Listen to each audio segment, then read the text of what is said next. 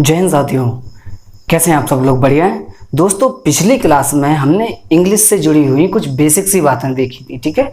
और आज के इस क्रम में उसी बात को हम आगे बढ़ाएंगे, उसी बात को आगे बढ़ाते हुए चर्चा करेंगे। लास्ट क्लास में हमने सिंगुलर का चार्ट देख लिया था और इंग्लिश के बारे में कुछ बेसिक सी बातें की थी। जाना था कि इंग्लिश का उद्गम कैसे हुआ है, इंग्लिश की उत्पत्ति कैसे हुई है, इंग्लिश क्या है, इन सब चीज़ों के विषय में हमने लास्ट क्लास में जो है चर्चा की थी। अब इस क्लास में हम लोग उसी के आगे बात करेंगे। लास्ट क्लास में हमने सिंगुलर और प्लूरल, सिंगुलर का चार्ट जो है देख लिया था। अब उसी के आगे बात करेंगे हम लोग प्लूरल के चार्ट की। वीडियो ज़्यादा लंबा नहीं होगा क्योंकि इसके बाद हम लोग बहुत महत्वपूर्ण टॉपिक शुरू करने जा रहे हैं। पहले हम इसको ख़त्म कर लेते हैं, उसके बाद उसके विषय में चर्चा करते हैं थोड़ी सी कि अगला क्लास क्या होने वाला है, ठीक है। तो प्लूरल यानी कि दोस्तों जो हम बचपन से पढ़ते आए हैं, बहुवचन। प्लूरल यानी कि बहुवचन।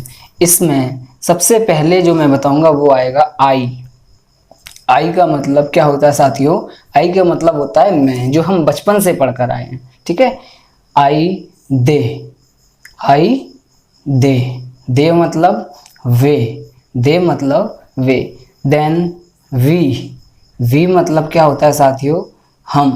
हम, ठीक है। आई दे वी यू, ठीक है। यू मतलब तुम, आप, ठीक है, तुम या आप। इसी के क्रम में दोस्तों एक टर्म और आ जाता है जो कि लिटरेचर के टर्म में आता है, जो जनरली इस कैटेगरी में लोग आपको बताते नहीं है, पर मैं आपको बता देता हूं, जो कि हम लोग अक्सर रिलीजियस वे में यूज करते हैं इन दो शब्दों को। रिलीजियस वे में दो एंड दाई, ठीक है, दो एंड दाई, जिसका मतलब होता है तू या तेरा, ठीक है, तू या तेरा। ये आपको बताते नहीं हैं जनरली, लेकिन मैं आपको नॉलेज के पर्पज से ये चीज़ बता रहा हूँ, क्लियर कर रहा हूँ। इस चीज़ का यूज़ हम लोग जब हम लोग गॉड को, भगवान को कहते हैं, ईश्वर तूने ये क्या किया, ईश्वर तूने ये क्या किया, ठीक है। तो उस संदर्भ में ये तेरा कर्म कैसा है, ये तूने क्या किया, तो उस संदर्भ में भगवान को या गॉड को डिनोट करते हुए ये सब बातें हम कहते हैं। उनके लिए हम लोग यू का यूज़ कम करते हैं, ठीक है, यू का यूज़ कम करते हैं, ठीक है। मैंने क्या मिटा दिया, क्या मिटाना था, है ना। चलिए इसको मिटाना था, मैं इसको फिर से लिख देता हूँ। यू, है ना, यू। बात समझ में आई? वो मैंने नॉलेज के पर्पज से आपको बता दिया। आई दे वी यू। दीज, क्या साथियों? दीज मतलब होता है ये, दीज मतलब ये। एंड दोज का मतलब होता है साथियों वो, दोज का मतलब वो। और मैं कहूँगा एक से संख्या ज़्यादा होगी, मतलब एक से प्लस होगी संख्या, मैं इसको कहूँ एक से ज़्यादा। क्या? एक से ज़्यादा, या इंग्लिश में कहूँ मोर देन वन नंबर। क्या? मोर देन वन नंबर, या फिर लिख दूँ मैं इसको एक से ज़्यादा। कहीं भी संख्या आए तो वो क्या रहेगी? प्लूरल यानी कि बहुवचन की श्रेणी में गिना जाएगा उसको। अब ये दो टर्म है, इनको थोड़ा सा अच्छे से हम समझ लेते हैं। दीज, जैसे हमने उसमें दिस और दैट का यूज किया था, वहां पे दिस का यूज किया था, यहाँ पे प्लूरल के संदर्भ में हम लोग प्लूरल के केस में दिस को एज दीज ट्रीट करने लगते हैं और दैट को एज दोज ट्रीट करने लगते हैं। क्या? दैट को एज दोज ट्रीट करने लगते हैं, दोज ट्रीट करने लगते हैं, ठीक है। तो पास वाली अधिक, एक से अधिक होंगी, कितनी?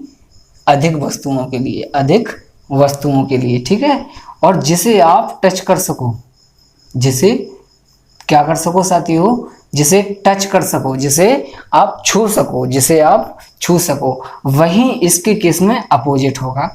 इसमें दूर वाली, क्या साथियों? दूर वाली अधिक वस्तुओं के लिए, दूर वाली अधिक वस्तुओं के लिए इसमें चर्चा करेंगे। और जिसे आप टच नहीं कर सकते, ठीक है, दूर होगी भाई तो उसको आप टच नहीं कर सकते, ये बात ऑब्वियस सी है ना, ये बात ऑब्वियस सी है। जिसे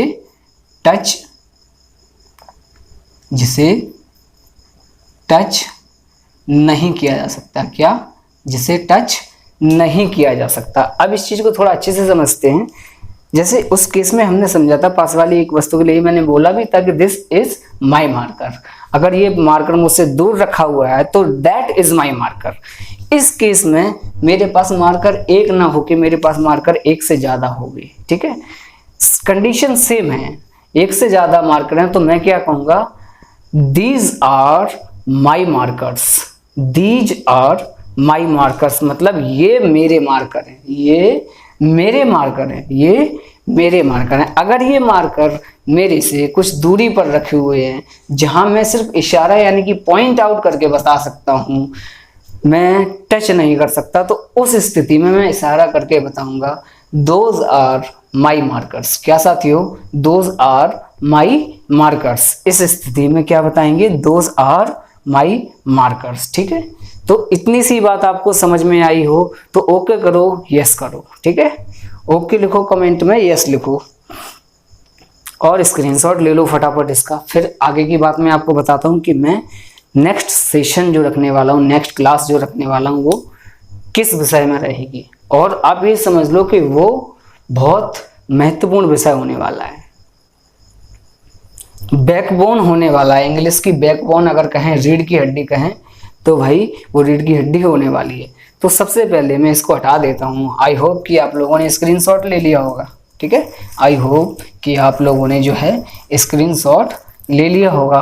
अगर नहीं भी लिया है तो भाई इसको दोबारा देख लेना वीडियो को, कोई इशू नहीं है ना, क्योंकि बार बार देखने से और अच्छा ही है, चीज़ें रिकॉल होती रहेंगी तो रिवाइज होती रहेंगी, ठीक है, चीज़ें रिकॉल होती रहेंगी तो रिवाइज होती रहेंगी, ठीक है।